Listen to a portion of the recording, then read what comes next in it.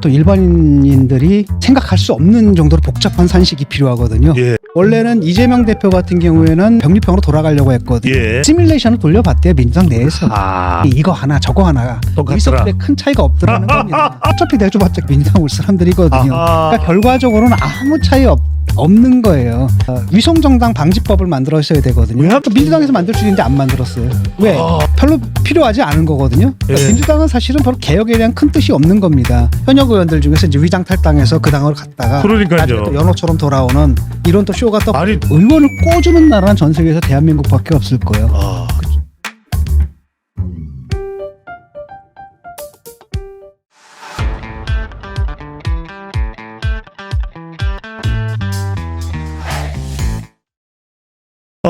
준연동형으로 시끄럽습니다. 참 준이 뭔지 이게 무슨 뭔지 중간인지 준이 뭔지 참 이것도 알아먹기 쉽지 않은데 일단은 먼저 궁금한 게 그렇게 시간을 끌고 끌길래 이재명 대표가 병립형을 하려나 보다.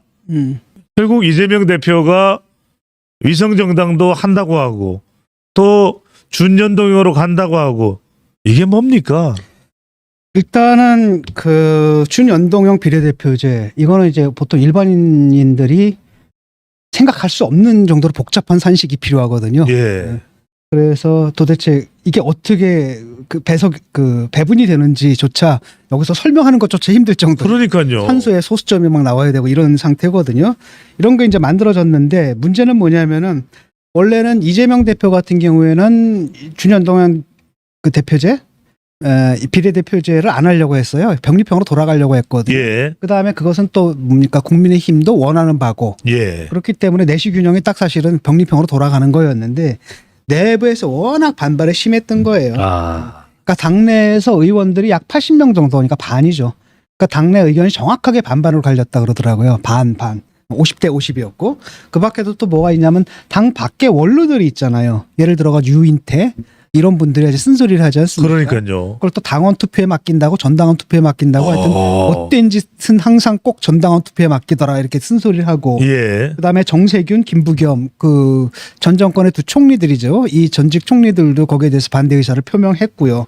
또 그 밖에 이제 민주당 바깥에 그 시민단체들도 있고 그다음에 그 소수 정당들 있지 않습니까? 이들도 일제히 반발을 하는 거예요. 예. 이러다 보니까 이제 이재명이 이제 딱 나름대로 결단을 딱 내린 거라는 거죠. 그래서 결국은 그 전당원 투표에 딱 넘겨가지고 자기 책임을 면하는 방식으로 쓱 넘어가려고 했거든요. 아하. 근데 거기에 이제 브레이크가 걸려버린 겁니다. 그 민원 때문에 이제 취소를 하게 됐는데 그 또 다른 원인들이 있죠. 하나는 뭐냐면은 시뮬레이션을 돌려봤대요. 민주당 내에서. 아. 했더니 이거 하나 저거 하나 똑같더라. 의석들에 큰 차이가 없더라는 겁니다. 그 대화 한두 석, 두세 석 정도 차이거든요. 예. 욕 먹고 두세 석 더 얻느니 그냥 욕 안 먹고 그냥 가자. 무난한 길을 가자. 이렇게 판단을 했던 것 같고 그 세 번째로는 뭐냐면은 이게 그 반윤석열 연대 굉장히 중요한 거거든요. 만약에 예. 이게 안 됐으면 반윤석열 연대를 꾸리는데 지금 힘들었을 거라. 아하. 그러니까 지금 이걸 얘네들이 이제 통합형 비례정당을 딱 만들 거란 말이죠. 그러면 이제 누가 이제 주도를 하는 거냐? 당연히 민주당이 주도할 수밖에 없는 거고. 예. 민주당이 아마 순번도 다 매길 거라는 거예요. 라고 해서 딱 쫙 좌우로 정렬 쫙 해가지고 아. 그 바깥에 있는 세력들을 자기 주변에 딱 묶을 수 있단 말이죠.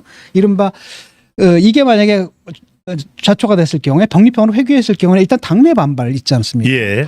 당원 그 의원들의 반 절반 가량이 지금 반발을 하고 있는데 그럼 통합력이 약해지겠죠. 거기다가 바깥에 있는 정당들도 반발한단 말이죠. 그럼 반윤석열 전선이 깨지게 되는 게 흩어지는 거예요. 아. 이럴 바에는 그냥 두세 석 더 주고 이 전선을 치자. 예. 그래서 반윤석열 연대, 아. 야권 연대 이렇게 만드는 그쪽으로 가게 된 거죠. 예. 요즘 일각에서는 이런 이야기도 합니다.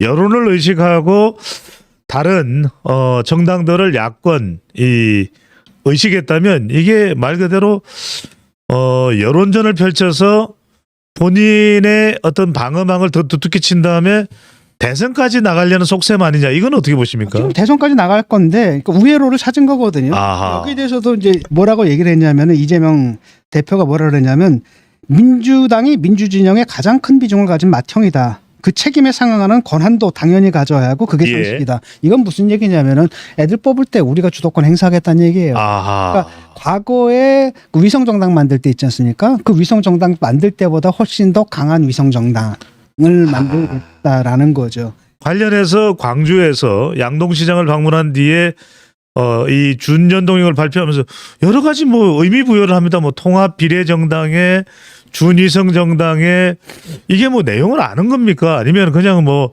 여하튼 의석수를 최대한 많이 확보할 수 있는 가장 유리한 방법을 택하는 것이다. 이렇게 해석을 해야 될까요? 어쨌든 뭐 소수 정당에 내주는 의석이 이렇게 많지가 않아요. 기껏해야 예. 두석, 세석 더 내주는 거거든요. 요거 그럼 민주당에서 크게 손해 볼 건 없는 거고 어차피 내줘봤자 걔들 다 뭐예요?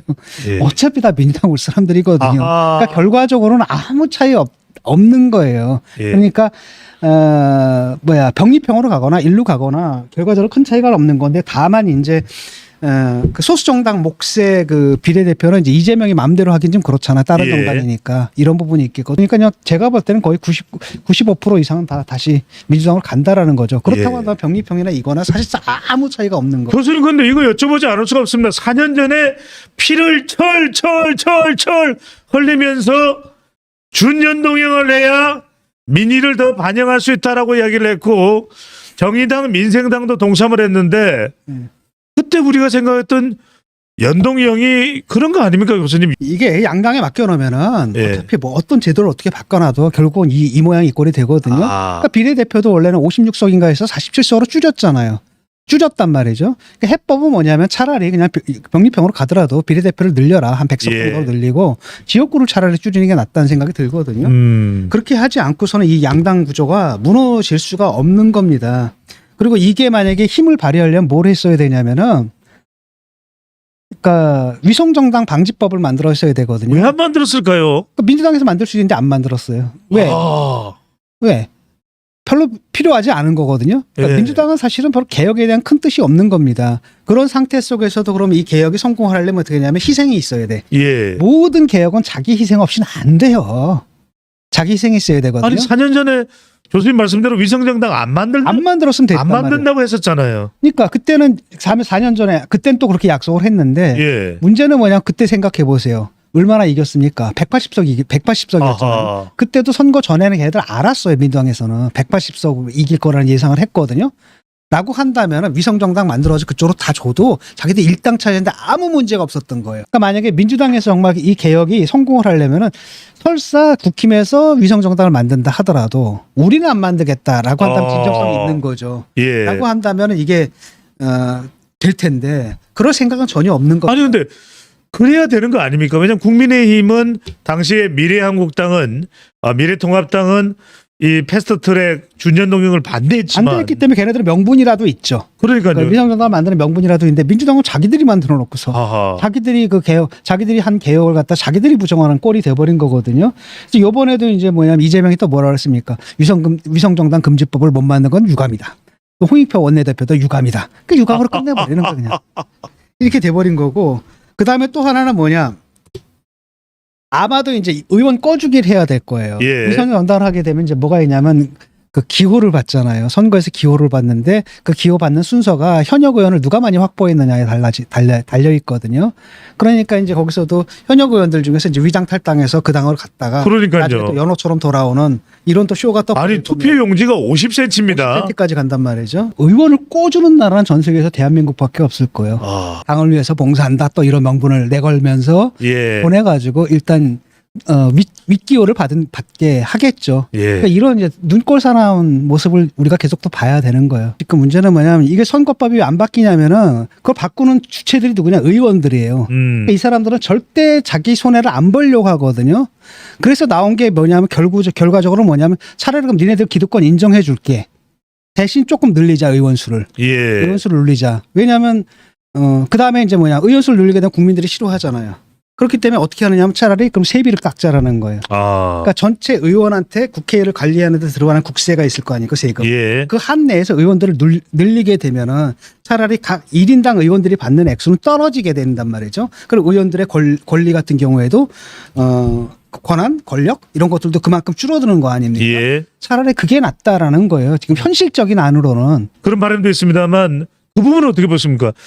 이 그동안 질질 끌면서 결정이 되지 않던 비례대표제에 대해서 이재명 대표가 준연동형을 선택하면서 이게 또 위성정당 논란이 일파만파 커지고 있는데 한 위원장이 그랬습니다. 한 사람에 의해서 이 선거제도가 좌지우지되는 게 말이 됩니까? 이건 어떻게 보십니까? 교수님? 그거는 맞기도 하고 틀리기도 해요. 예. 맞는 말은 그 액면가 그대로는 맞는 말이죠. 아니 이런 것들을 당원 의원들이 의원총회 그다음 최고위원회를 통해서 결정해야지. 이런 문제가 있는 거죠. 그 점에서 맞는 거예요. 두 번째는 뭐냐면은 근데 그래도 결국은 뭡니까? 누가 결정해야 되는 거야? 당 대표가 결정해야 되는 부분이 있겠거든요. 예. 그래서 만약에 이걸 또 안 하게 되면 또 뭡니까? 당원 투표로 넘긴다 뭐 이렇게 되는 거잖아요. 그럼 또 그때 또 비난할 수가 있잖아요. 그때는 왜 네가 비겁하게 네가 스스로 결정하고 그 책임도 네가 져야지 왜 안 지려고 예. 하느냐 이런 측면에서 그 말은 제가 볼 때 50%만 맞아요. 네. 50%는 어차피 그래서 그걸 또 당원 투표로 넘길 경우에는 또 다시 뭡니까 또 비판을 받을 거라는 거죠. 그러니까 가장 정상적인 방법은 뭐였느냐 그냥 의원들을 총의를 모으고 그 다음에 뭐죠 최고위원회에서 결정하는 것이었어요. 예. 그게 정석이죠. 아,